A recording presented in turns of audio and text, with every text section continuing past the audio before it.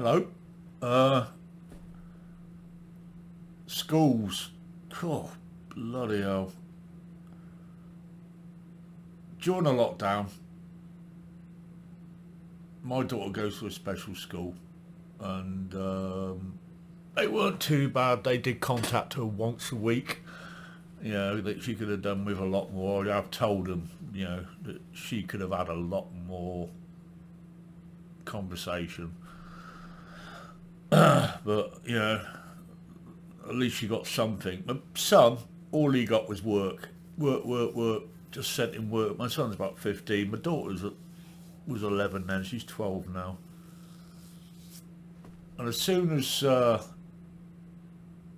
they decided to take him back to school, I didn't actually know when my daughter was starting because you know I don't watch TV or anything. I don't know what's going on in the world. I don't really care, to tell you the truth. I know what's going on in my world. Um, I was a day late to take my daughter in, and I got a phone call from the school. Where's your daughter today? Isn't she coming in? I said, yeah. I didn't realise that school had started today, and you know, so I took her in the next day, and she got back, and she was really happy to be back with her friends. You know, my son, he started back, and I started getting letters straight away, and they were more or less threatening letters saying that if you take any time off, you're going to get fined. And I'm thinking, you what? You've just told me that my son can't come into school for all that time, and now you're telling me that if I take him off for one day, I'm going to ruin his education. Now, tonight, I've had lots of problems with my daughter's school. They keep talking politics to her during the day, and they keep making her watch the BBC News, and it really upsets her. You know, I mean, she's autistic, and it's really confusing. You know, because she watched the news with me in the house, which I watch, but I don't watch BBC News. As I haven't watched BBC for, I don't know, 6 years since Brexit. When, you know, since we started talking about that. So I stopped watching the news at all. It was just a waste of time. Actually, I can't even stand the BBC. I can't stand any TV. If I watch the TV, it'd probably be Discovery Channel. I like the Gold Divers and stuff like that. I go from one of them type of series, usually a working person's series, to another one, you know, and you know, the old pawn shop and stuff like that. And but I turned up at tonight to pick my daughter up from school, and her teacher's there, and I said, "Hey, hello, Daisy, how are you? Are you okay? You had a good day?" "Yeah, I've had a good day." And he said what he does is he says all some nice things, and then he hits me with something else, which usually happens. So sometimes I get three of them on me at a time. I've never taught politics with the school at all. I've never taught politics with anybody. I don't, you know, I don't care. I don't care what you think. I don't care that you don't like what I think. It really doesn't bother me. Never has. You know what I mean? Uh, I started off my life as a left wing. I was pretty communist when I was young in the 70s, you know, when I was a teenager. But I grew out of that. I even got involved with people from Ruskin College in Oxford, and they were doing stuff with the miners' strike. But when I see what they were doing, it was only aggro. They picked us all up at the football ground. I was just Port Oxford United years ago, and they picked us up there to go up to. I think it was rugby. We went up for the, you know, but we, you know, just stayed and come straight back. They had crates of beer in the coach, you know. And they just took us up to fight for them, really. But you know, we soon realised what they were up to. and they weren't helping the working class people. They weren't working class people. The miners were the poor working class people.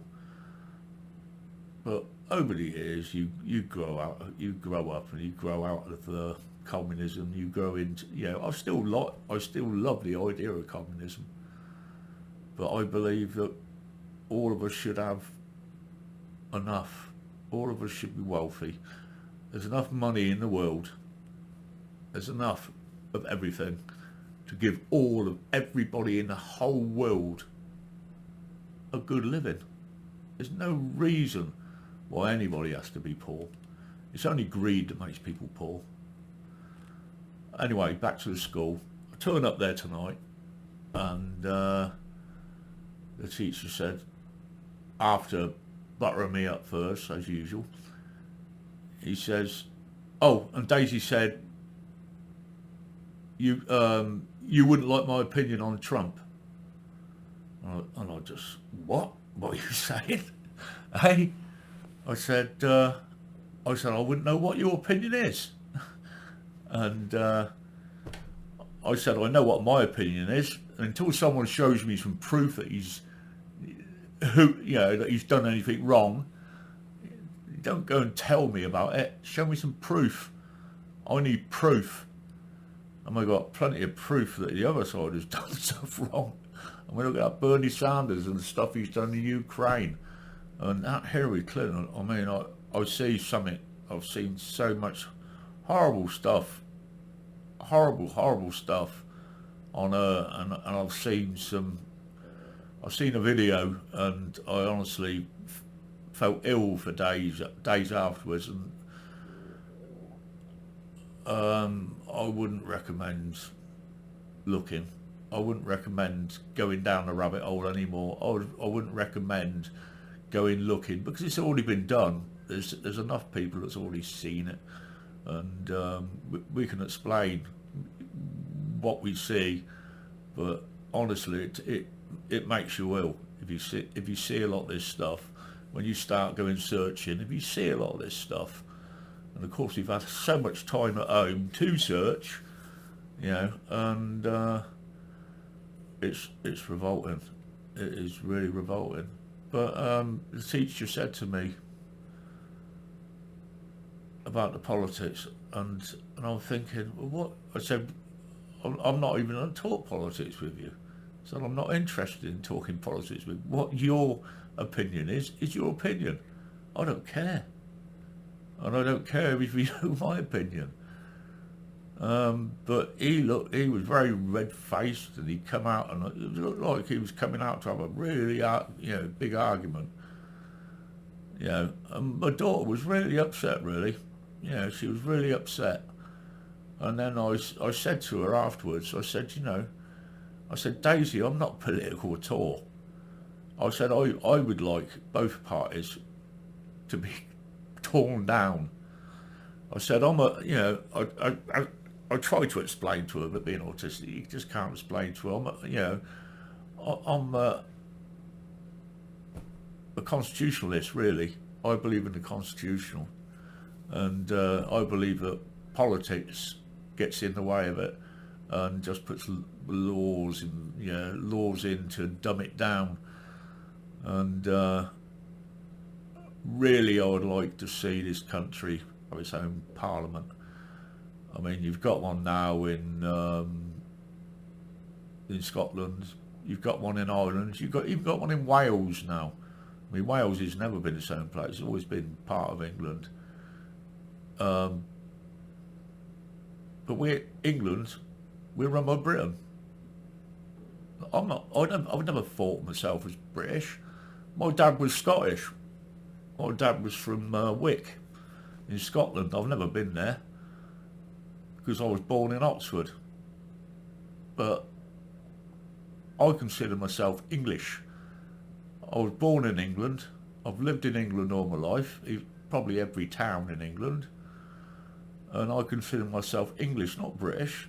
When people said to me when I was a kid, "You're British," I said, "What? What do you want about? I'm British. I'm English.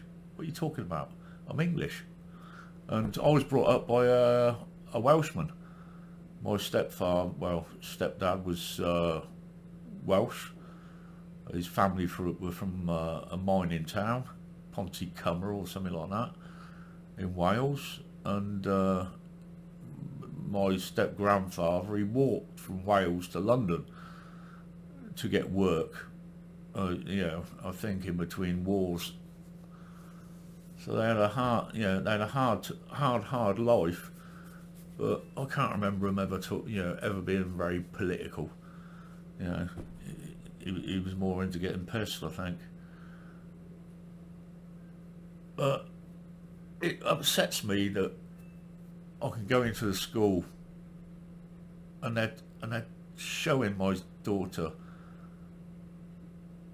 the news on the BBC, and everybody knows now that, I mean, they must know, everybody must know. Oh, she even told the teacher he was asleep. She told him to wake up, which made me gasp a little bit. I go, oh my God, you know what I mean, here we go. Now, it's not easy because that school has sent a social service around to my house twice with fictitious crap. And it's taken, when they come round, it's so hard to get rid of them. It's really hard to get rid of them. It's taken me years, but the last one I had, she spent a lot of time with us because my marriage split up and I was in a bad way a year ago. And I've suffered quite a bit of PTSD or whatever it is. I don't know. I'm pretty much illiterate, so I don't know what letters it is really. It's one of the letters, illnesses. I've got my own doctor, and she's trying to talk me through it. It's just understanding what's going wrong in your head, really. It is the understanding of, because everything that's happened wasn't real. Nothing was real that has happened in the last. And I feel exactly. My wife, by the way, my wife is very narcissistic. She's nasty. She gets pleasure out of being nasty.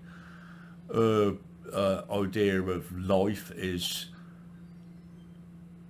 shout first and then be nice. She said, if you shout first and then be nice, it confuses people. Yeah, it does. I should have taken it in, what she said to me. I should have taken in, and I should have listened to her, because she was doing the same to me. And I know her dad was bloody stupid dad, the man who tried to commit suicide on my wedding night. The night before my wedding, sorry. Took him to Vegas to get married in Vegas, and he tried to commit suicide the night before our wedding to stop the wedding going on. My God, I wish it would have stopped the wedding. But there again, I wouldn't have my two beautiful kids now, and the problem is that they've suffered as well. They've suffered so much, but I'm getting them a bit of a help, because even though that I can talk to them, I think they could do with somebody they can go to see who won't report to anybody, that would just listen, and won't report to anybody, will only talk back to them and nobody else. And I think that's what my kids need at the moment. Anyway, just thought I'd say that. It was pretty pissed me off tonight, because I had to try and explain to my daughter afterwards, and she's upset because she thinks she's got me in trouble, and she shouldn't be thinking like that. She shouldn't have to worry about that. She just shouldn't have to worry about that. She's a good girl. I mean, I think she's so brave. I think unbelievably brave. Telling her teacher to wake up because he didn't like Donald Trump. I thought that was absolutely hilarious. I'm so proud of her. I really, really am. She's so brave, and she won't take no for an answer.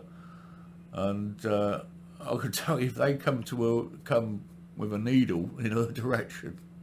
I'd like to see them try. They tried before actually because they wanted to take her blood for something to do with her illness, but they wanted to do DNA or something, I don't know, and she wouldn't let them.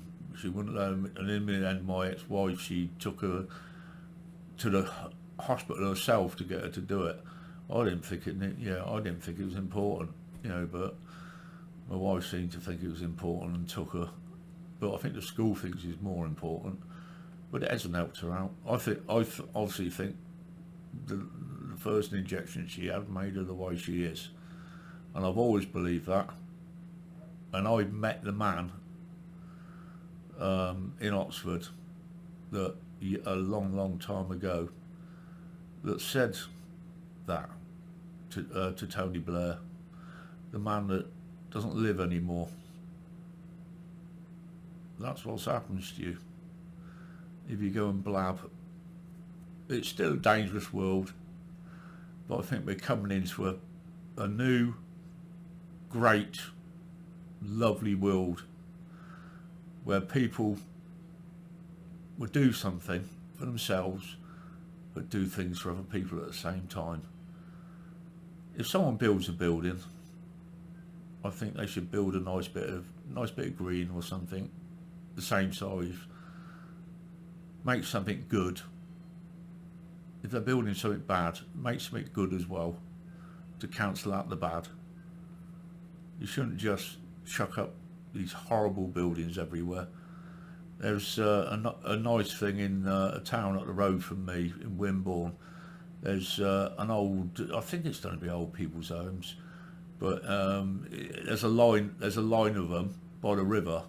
It's called the Riverside Properties, and opposite they've greened it and they've done a pathway and everything along the river, and they've made they're making bits so people can fish on the Stour, and Stour's quite good for fishing apparently, and it's going to be really nice. So they've done a bit of building on some nice land, not land that was used for much, but well, it was used by a family owned the land, and they used to grow vegetables there all the time. But they built it, and I really hated it when I see him. I kept going past that old boy every day when he was doing his gardening and looking at what he was doing.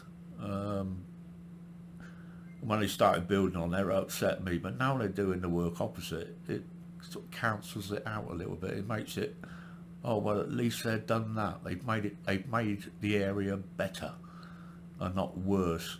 And I wish people could do that. I really wish they could. There's no reason to make it all horrible. We don't need to live in horrible. I mean, it's like one of these American town centres. Horrible. London. I hate London. I used to live there and I hated it. I lived in Leighton and I had to get a tube in every day and I hated it. Anyway, I'm off now. I think my tea's probably brewed by now. Okay, ta-ra.